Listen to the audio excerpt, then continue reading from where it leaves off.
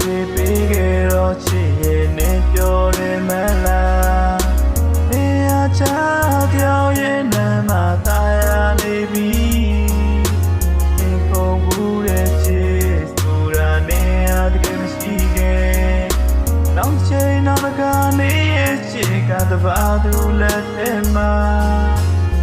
လူနေရာခိုင်းရဲ့ဘဝမှာမလို့ချင်းဆိုဖြစ်သွား